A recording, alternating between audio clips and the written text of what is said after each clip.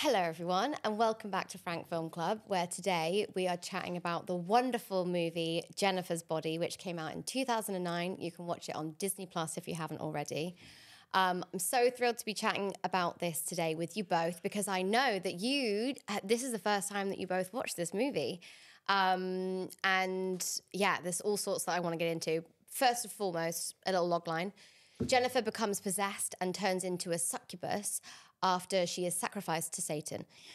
When her best friend Anita learns about it, she has to stop Jennifer before she attacks her lover, Chip, which is hilarious because it's also the name of your dog. Yeah, I did think that. I was like, oh, Chip. Chip. Careful. It was written by the wonderful Diablo Cody, who brought us the likes of Juno and more recently, Lisa Frankenstein. We love her. It was directed by Karen Kusama. It stars Megan Fox as Jennifer Check, Amanda Seyfried as Anita, or Needy, as she's referred to, Adam Brody, Johnny Simmons, and J.K. Simmons. Are they related? Who knows? As I said, it's available to watch on Disney Plus. This episode, we're going to be chatting all about the themes that this film explores and how it does that in a new and refreshing way. The other alternative casting choices for Needy specifically, and also how this film has now become a cult classic after being heavily scrutinized and criticized when it was released. But before we get into all of that, how are you both? How has your week been? Tell me everything. Okay, well, I'm selling my house. Yes. So that's a lot. And we have to do loads of really boring things like paint and just really annoying things that are like little bitty jobs. So we've been doing a lot of that this week. Do you love it or not loving it, hating it? I hate it. Big time hate it. I really admire people who buy doer-upper, fixer-upper houses because I just can't... The idea of painting a room to me is exciting and romantic in my mind. Like boop on the nose with a little paintbrush to my boyfriend. Yeah. However, when it actually comes down to it, you've got to sand the skirting board, you've got to gloss, you've got to prime the skirting board, you've got glosses. Just, it's not for me. The process is too long. I've got other things to do. But I'm in the middle of that right now. So yeah, It is amazing though, like because all of those little bits do like contribute so much more to the value of like when you sell it because so many people don't want to do it, like don't want to do that. So I think that, yeah, it's one of those annoying parts of it, but it actually is like a big reward, I feel. Hopefully we will see. So that's, lots of that stuff at the moment. I got splinters everywhere. That is exciting though. Yeah. Well, happy for you. Come and stay soon. Yeah, my new nice. house. Oh my God. That's so cool. What about you?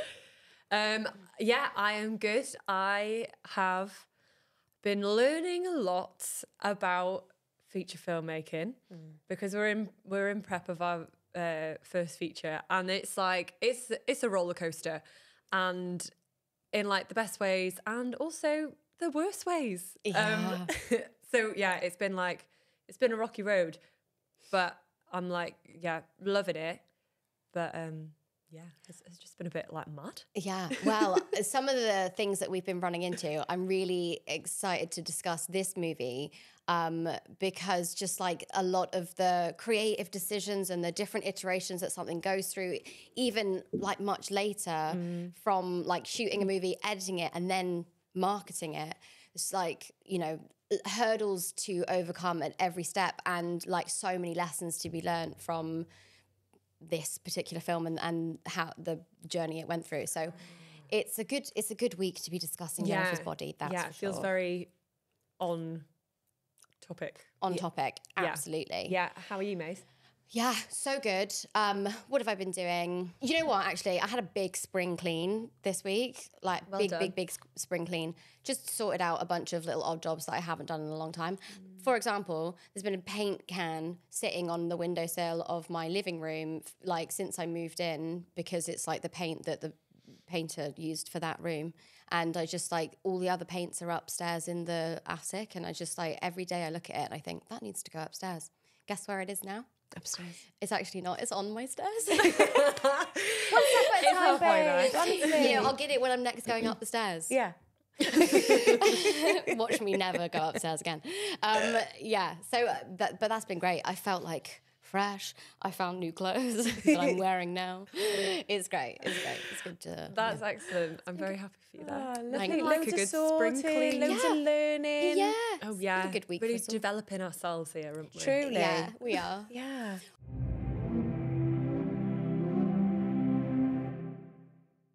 Well, I'm very, very thrilled, and I'm so happy to speak to you both about this movie.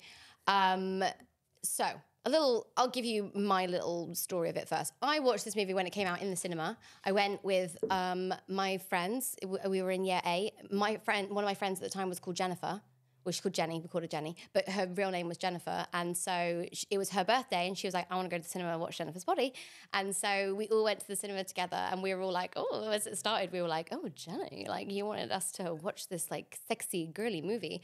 But it wasn't marketed like that at all. It was marketed like, I don't know, like for dudes in a way. So we were all kind of like surprised, but ended up loving it.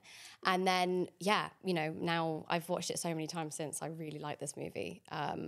But for you both, this was the first time you saw this film. So I want to know what you thought. Were you surprised at all? What did you know about this movie before you watched it? And how were you different afterwards?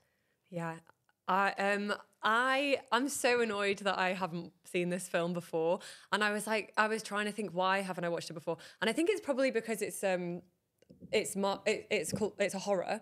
And I'm always like, oh, I hate horrors. I can't do horrors. But it's like, it's not that scary. It's fine. And I'm annoyed at myself for, I think I've missed out on a lot of good films because I just like have that in my head that I can't watch horrors.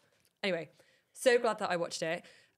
My main initial thought was like, oh my God, Amanda Seyfried is in this. And I had no idea that she was in it. And also she's like the lead character. And the whole way through I was just like baffled by this, that I had no idea that she was anything to do with the film. Anyway, I love the film. I'm so excited to talk about it for like many different reasons. But yeah, I think I will now rewatch this film a lot. Yeah, but wish I had done before. Yeah, maybe that is the reason why I hadn't seen it. I was 19 when this film came out, and maybe but I was into films then, but I don't know why this passed me by, but maybe it was because it was a horror. This was such a surprise for me. The tone of it is like right up my street. And it was just, what a pleasant surprise. Yeah. I definitely have some questions. Okay. But it's an absolute classic. Like it is, I can see why it's got a cult following. Also really interested to hear what the response was at the time that it came out. Yeah. And just generally have the tea, because agree, like mad that she is the lead and you just don't. Yeah. Is she on the poster? No. I think so. Yeah. Not at all. We'll get to all of that. Oh my God. We'll get there. Yeah. So, yes, as you said, this film is a horror, but it is also such a good blend of horror and comedy, and also just like being a high school movie, you know, like you wouldn't necessarily put it next to Angus Thongs or like Mean Girls or whatever, but it is like it fills that space, but it does it in such an interesting and cool way. I wonder, as you were going through it, maybe you learn as you went, but like, what did you think of the way that the film kind of explores friendships, like, and being at high school and that kind of angsty, jealousy, pressure of adolescence? Like, did that take you by surprise at all? And like, yeah, how did you find it? Yeah, I mean, I loved, that was one of the bits that I was like, oh, I love this, that this theme is being like explored in the film, especially because it was two friends who were obviously friends since they were really, really young. And like, there are some friends like that, and I'm sure that everyone has, where you just like become in your more adult, or not, maybe not even adult life, but in your teenage life, you're friends by default. Yeah. And you aren't necessarily like good at being friends. Like, you shouldn't be friends. Yeah. So I really liked, I mean, like, felt like that was exactly what happened with their relationship. Like, as much as they were friends when they were little, now it was like, it's toxic, it's like not good, they don't have much in common. And you can have friends that you don't have things in common with, but with these it was just like, you're after different things, I think. Yeah, there's like a toxic, it really struck a chord with me with some of the relationships that I had when I was young, because I was really different from a lot of my friends. We liked different music and we liked to do different things with our time. And then when I went to university, you do sort of like, or like when you leave school, that's when you sort of find people who feel a little bit similar to you. But there's like just a nastiness and something that comes like as you say, the default dynamic where one is sort of trodden on by the other one. Yeah. Been there. There. Do you feel like you related more to Needy? Yeah. Yeah. I mean, obviously, because like Jennifer but she's such a heightened version of that. But felt like a Needy. Definitely. Yeah, I think so. Yeah. Same. And when I was watching this movie, so I like never had like a best friend growing up, but I've had like best friends like since. But there's definitely like, I've had relationships like that where I'm just like, get to a point one day and I'm like, why are we friends? Because like, I sometimes feel really sad when I'm with you and I feel really put down or whatever. Yeah. And like, you know, it's just part of like, everyone's learning how, like growing up and like learning how to sort of like manage things with each other. And actually, as I've become an adult, what I've realized about those people is they're actually way more fragile than I am. And I've noticed that like, they're really good at sort of dishing it out, and then you notice that they're actually like very, very sensitive. And yeah, it's not like they can't take it or whatever, because I don't really feel like I'm dishing it out, but it's just like you notice that they're actually like really worried about like what people think of them or da da da da. And so I feel like it was just like a really special dynamic to see on screen and like way ahead of its time, way ahead of its time. Well, I'm glad.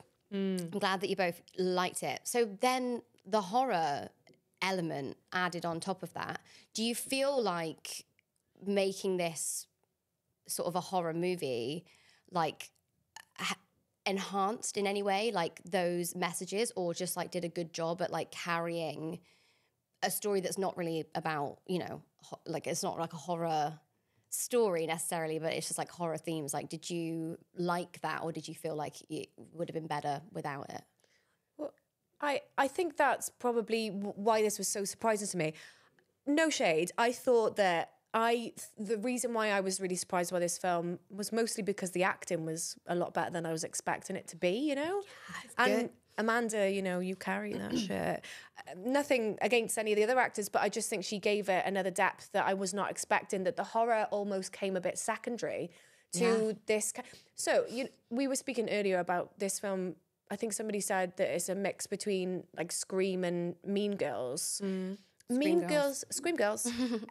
Mean Girls touches on this dynamic between female friendships when you're in school, but there's much more emotion and empathy towards the protagonist in this than I think something like Mean Girls. Yeah. Which is weird, because you would think that like a comedy might make you pull a little bit more on your heartstrings. But this one, I don't know what. Do you think it's her? Well, I just think it's the setup. I think it's so familiar. Those girls that you know that have been friends forever, and that like, you know, there's so many different times where you're like, do you even like each other? Or like, you know, what, you know, I think it's just because the setup in Mean Girls is like kind of one that's like not hugely relatable. It's not like something that's like, I don't know, well, not for me anyway. I've never been a new girl at a new school, and I've never like befriended a new girl at a school and, you know, plotted or whatever. I've never been like part of the plastic. It's coming. But yeah, I feel like I think that it's the setup. It's just like you're in, you get it immediately. And in the first few lines, like Jennifer's being completely awful to this girl, but you just like get it. You just like, I see this dynamic and I understand it. Yeah.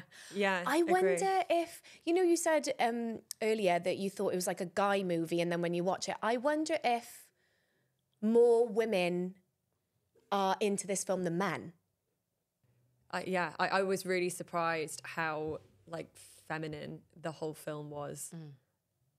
Yeah, because I like, it was never something that we spoke about within like my female friendship group circles.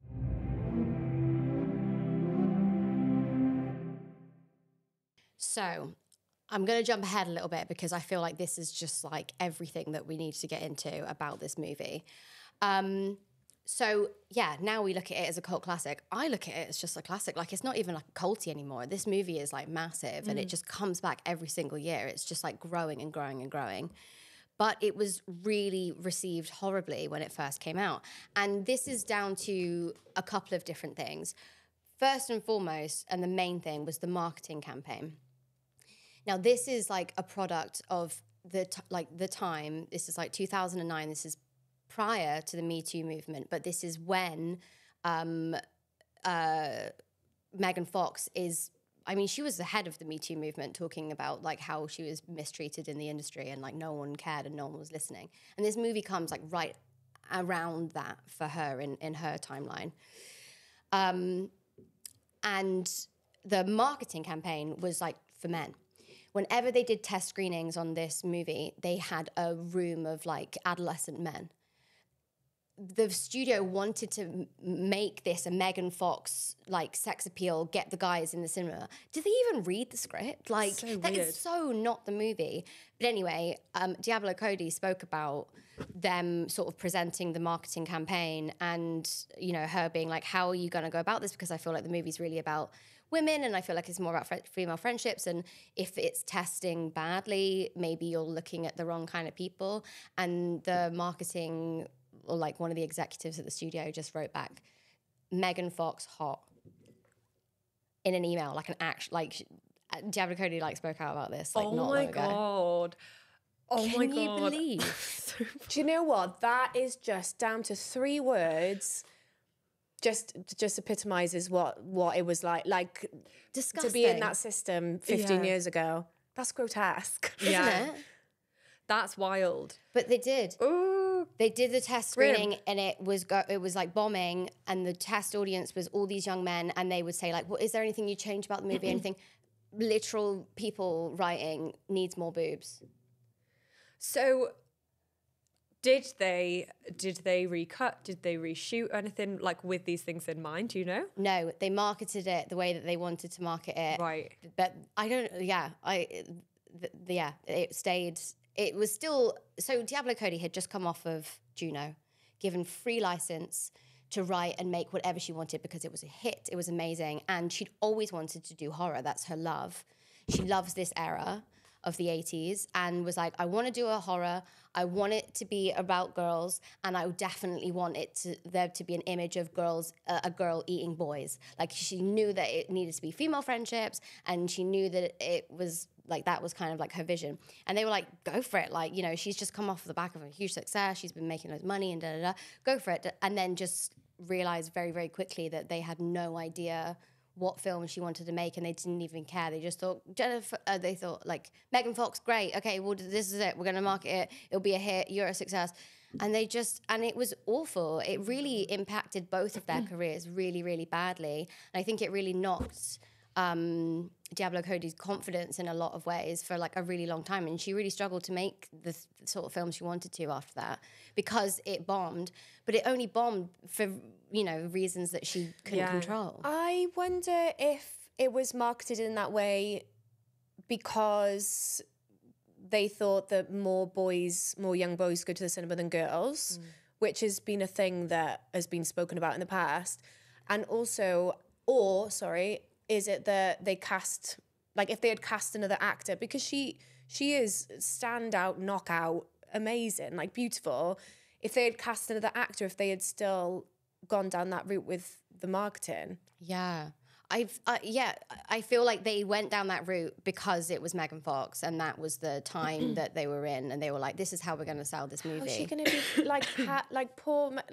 she's fine, but like, how is she going to be taken seriously as an actor if that's the way that she's going to be sold? Yeah. Yeah. Really horrendous. It makes me so angry at execs just not trusting writers and directors to do that what they're doing, like they know they're doing it right. Especially someone like, she'd just come off Juno. She's obviously amazing. Like, that's so then damaging for her to then go through this. I know it must have been hard for her because it like didn't do so well, but I bet there's also a part of that as her going like, do I even want to be a part of this like weird game? Yeah. Or like all this industry that's like so shit. Yeah. And also, like, you think about the difference between what you might think Juno, well, what Juno is, and then what you might think Jennifer's body is. It just feels so left field because Juno's so like complex character, female driven. Yeah. For this then to be that on the surface, like it can look really confusing to somebody who's following her career. Have you seen the Jennifer's Body poster?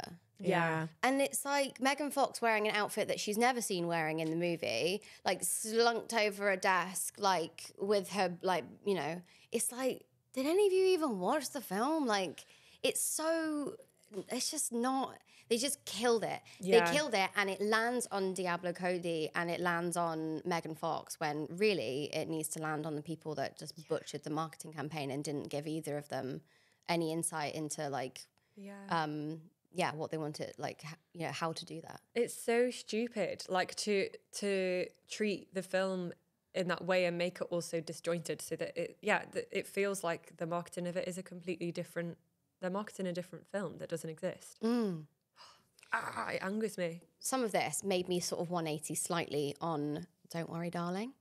Because I was just thinking about that. Wait. Yeah, because No, we were I just don't know. talking about the way that was marketed and that it just like killed the movie. Now I'm gonna go ahead and make the bold statement and say that in 10 years' time, I don't think that Don't Worry, Darling is going to have the resurgence that this movie has had, because I think there are other flaws that are not going to carry it and stand the test of time.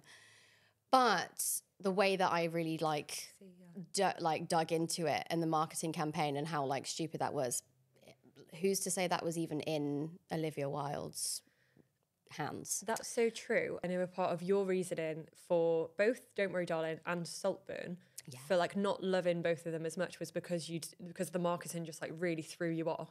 But yeah, who's to say in like however many years' time, those people won't be like experiencing all that marketing at that time, and they might just come across these films and be like, oh, that was actually sick. Yeah. That's cool. Yeah. It's so many iterations to a viewing experience.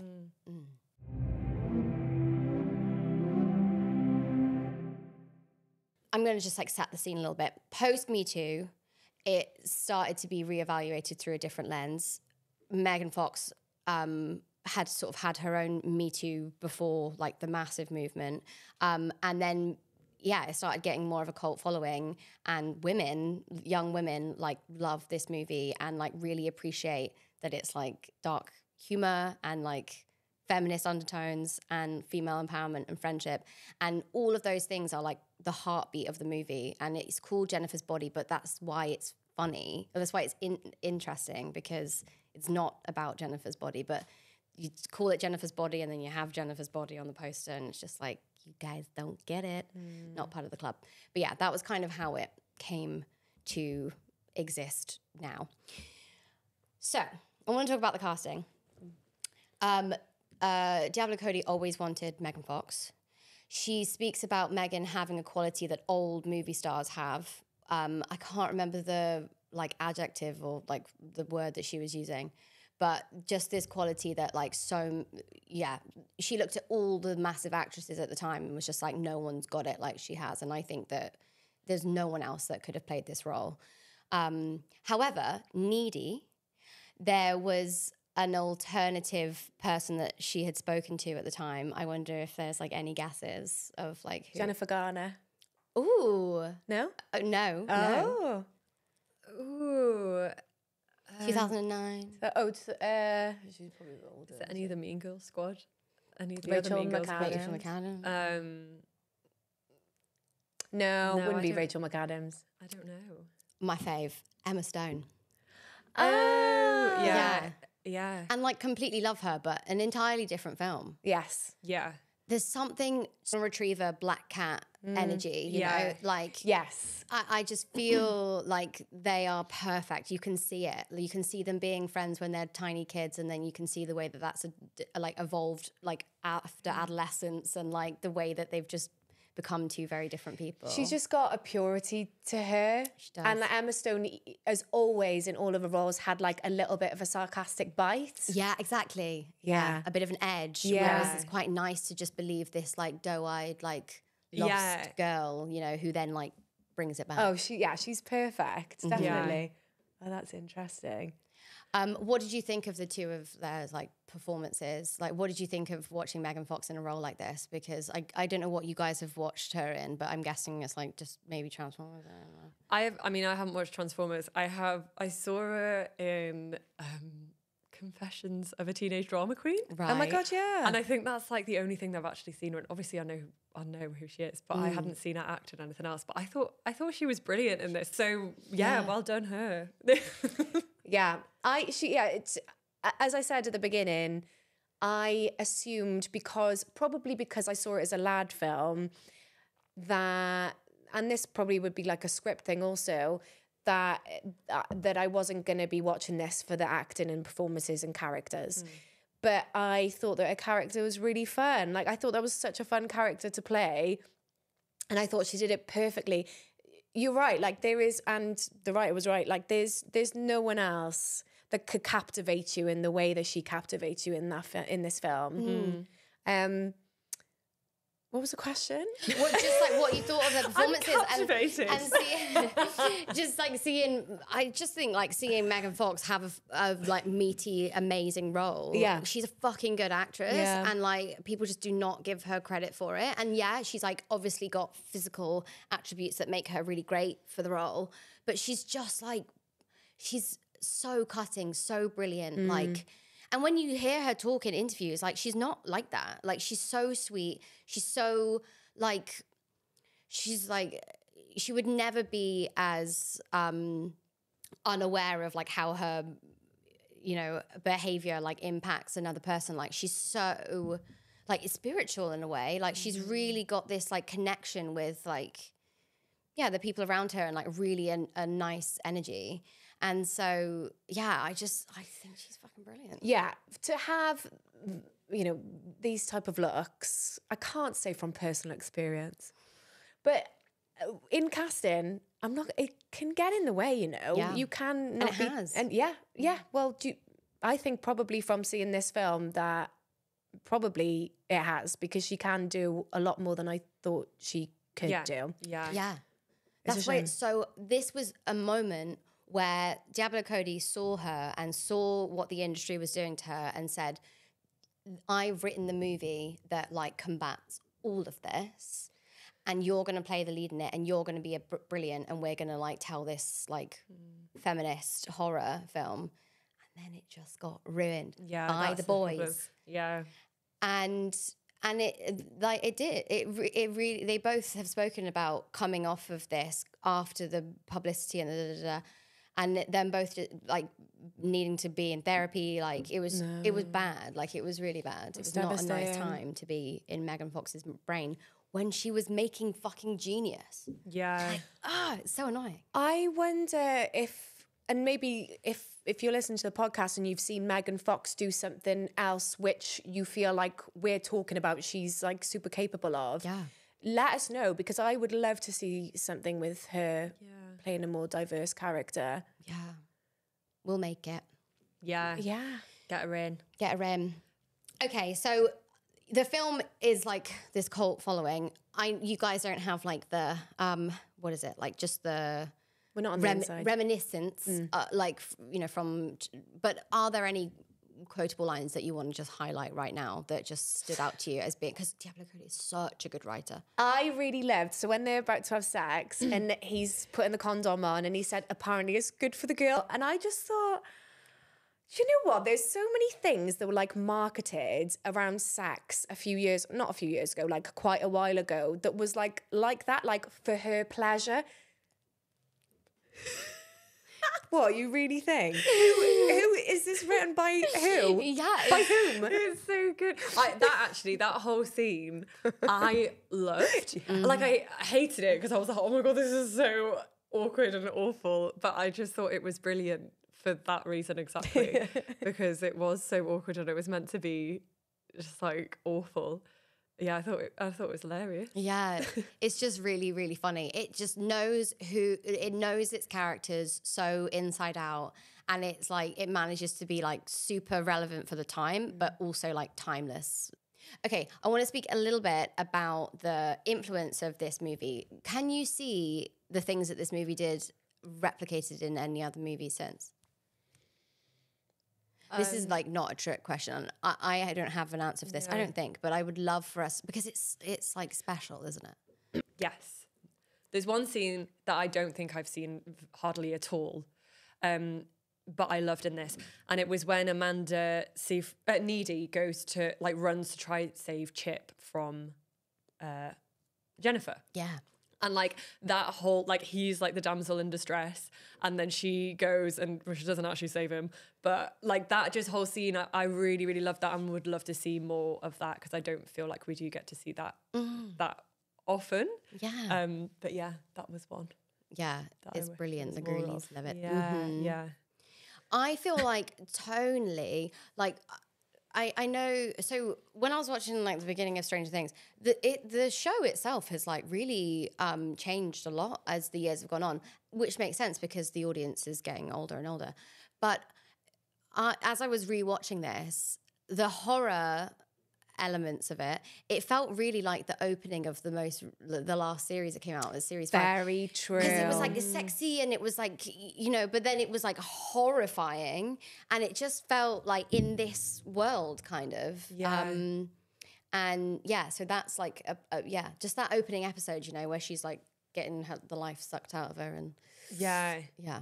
No, agree. I did actually think that it was going to turn into a bit of like a Carrie vibes thing at some point. Jennifer's body. Yeah, but it didn't quite, and then that's when it did kind of go into that scene where Needy tried to save Chip. Yeah. Right. You imagine it being this like, bloodbath. Yeah. Yeah. And it's just not. And it's so much cooler. Yeah. Like it's not predictable. Even the fact that you come to the story from Needy being in a mental asylum. Yeah. And then she's like levitating because she got. Yeah. So, yes. Do you have any questions on the plot? Well. Or something? I thought I was subverted basically because I was like, how come she's in it and we're in a mental asylum? This is really interesting. I would have liked just a little bit more of that. Like, the mental asylum. Why was she there? Well, because she killed her best friend. Oh, yeah. Yeah, no one knew that she was the devil. Well, it was more like it was a prison, wasn't it? Was it necessarily a mental? No, well, I mean, online it says an asylum, but yeah. Okay. Yeah. And she's like levitating because she got bit. Yeah. So she gets a little bit of her powers. Must have passed me by. But then at the end, did you get that she goes back and kills the band who like sacrificed her? Yeah. Did you get that of it? Yeah. Watch it again. You saw that was what we were talking about. That was on the credits. Oh my God, yeah. Yeah. Okay, sorry. Yes, I was there with you. But yeah, there's just like moments of it that are just like very commercial, like great fun storytelling, and then there's parts that are just completely left field and weren't done before and haven't been done since. And it's annoying that it hasn't been done since because we can't go on the box office impact because we know that it was spoiled, and so it's frustrating. It's frustrating.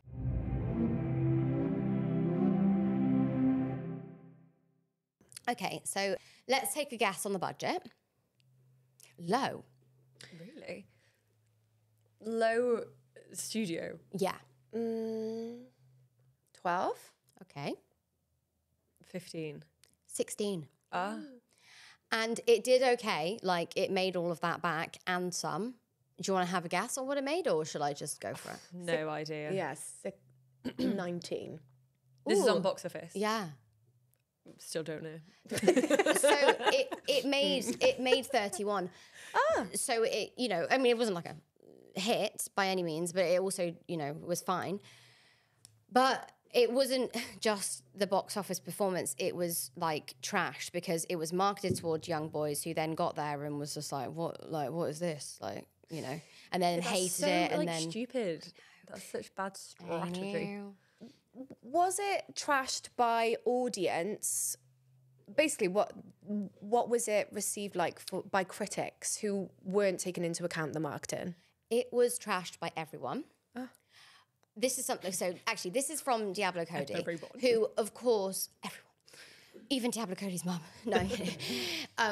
So this is I could probably research this a little clearer, but this is from what Diablo Cody has said, and I'm sure that it would have felt like everyone, because when it's something that you love so deeply and you care so much about.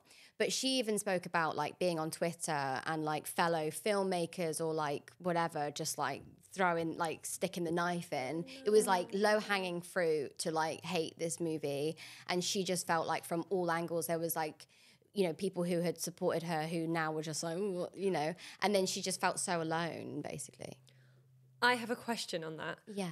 Do you think that, well, like, did it seem like that was partly, were people saying to her that it wasn't feminist of her? Was that part of the backlash? Because they didn't, I don't know if maybe people were like getting the wrong idea. Yeah, so I think that people really misunderstood the movie in lots of ways and didn't really, get what it was trying to do.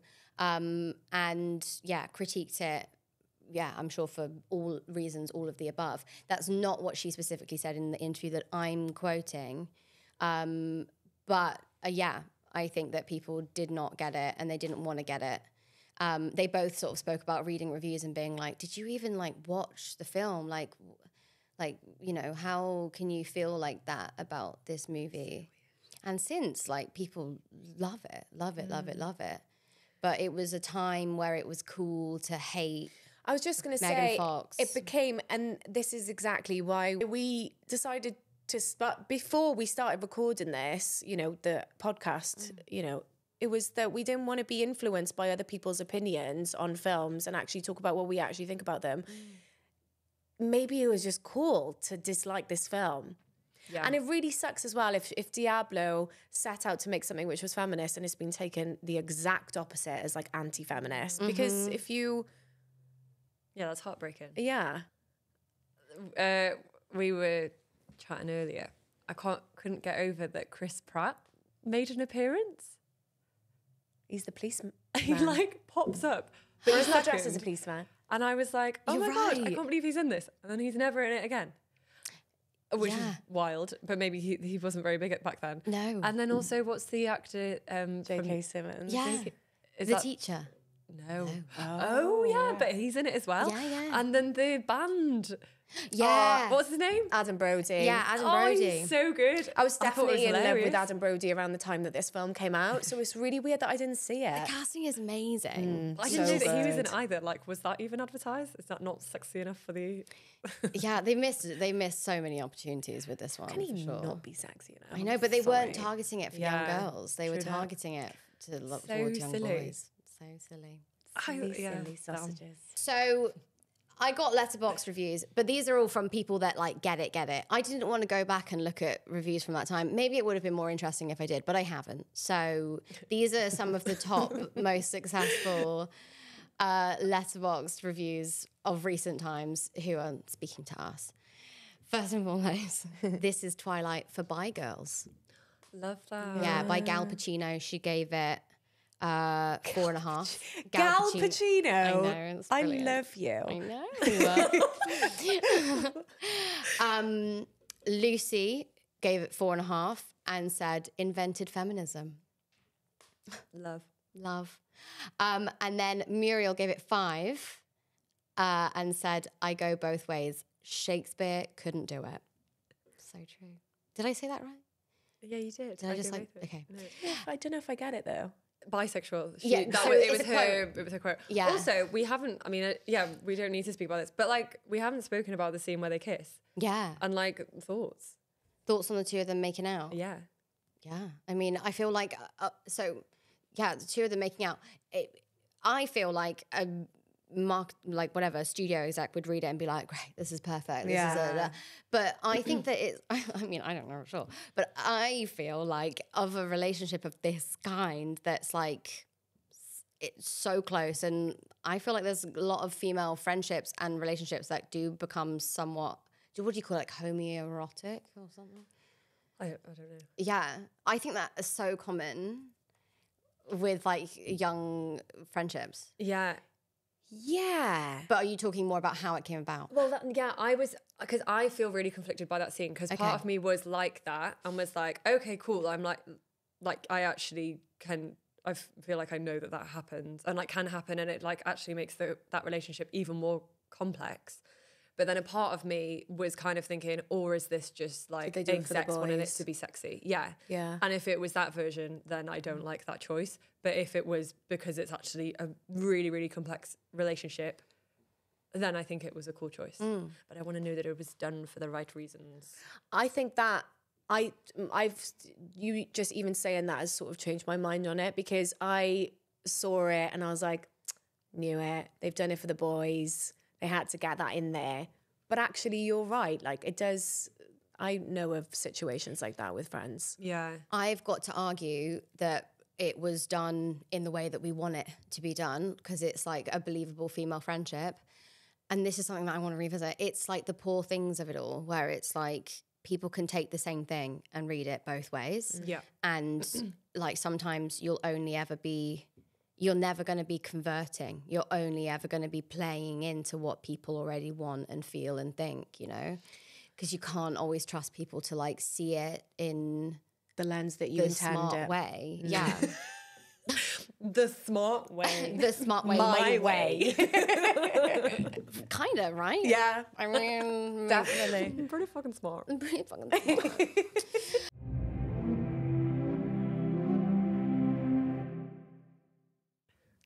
I was sort of looking at what everyone was doing, but I just want to talk about what Diablo Cody's doing next, because I think she's the mastermind of this, and I feel like we've got to keep an eye out for her, like for all the things that she does, because it took a long time for her to like do something else.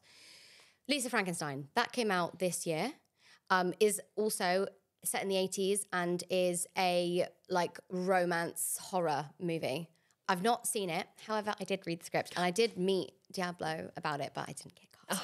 But it's Catherine Newton and it's Cole Sprouse and it's really hilarious. So I really want to watch it, but I haven't seen it.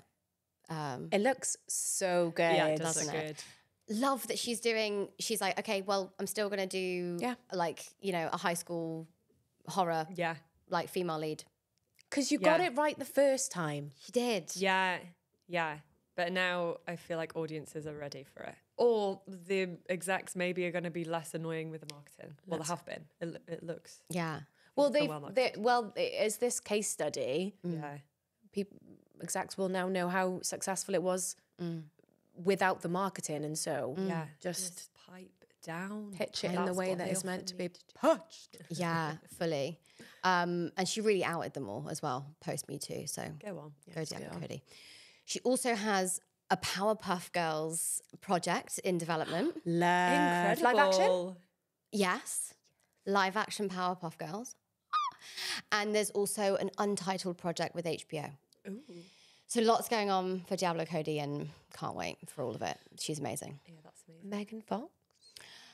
Megan Fox has done a couple of like projects over the last year or so. Like she's constantly working. But yeah, like sort of smaller parts in great things. She also just did Mortal Kombat. She's like the voice in a video game, which is sick, kind of such a dream. Coming up, she's doing voice acting in a project which is called Naya Legend of the Golden Dolphin. There's also a project called Subservience, which is in post-production. Can't find anything about it, so maybe that's going to be super special. Yeah, Megan Fox is producing, it seems, something called Fathom, which we can't get any information on, but that's brilliant. Yeah. And that's what everyone's up to. And none for needy. Bye. Okay, so all that being said, what are your final thoughts, both of you, on this movie? This has been one of my favourite chats of the whole series. I love hearing about the mistakes of the years gone by and how it's nice to know that we're like in an industry now which has grown from this, because sometimes it can feel like really difficult, but this is much more difficult than what, sounds like people have to deal with now. Yeah. So yeah, I've really enjoyed this chat. Thanks so much for pulling all the info together.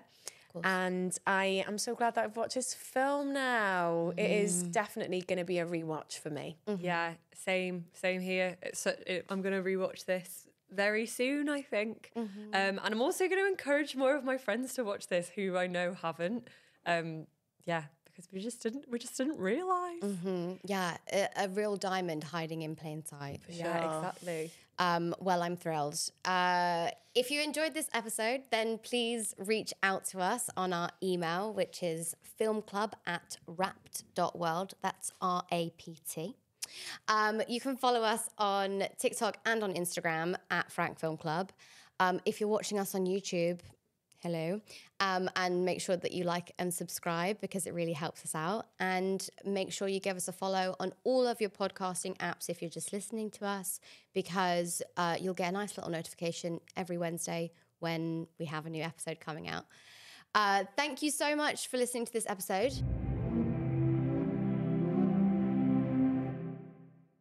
Next week, we're going to be talking about Polite Society, which was written and directed by Nida Manzoor.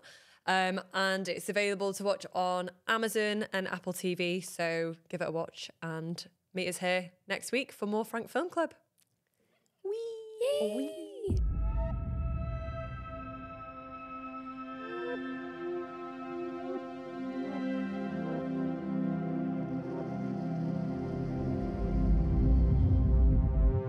This podcast was presented by Wrapped.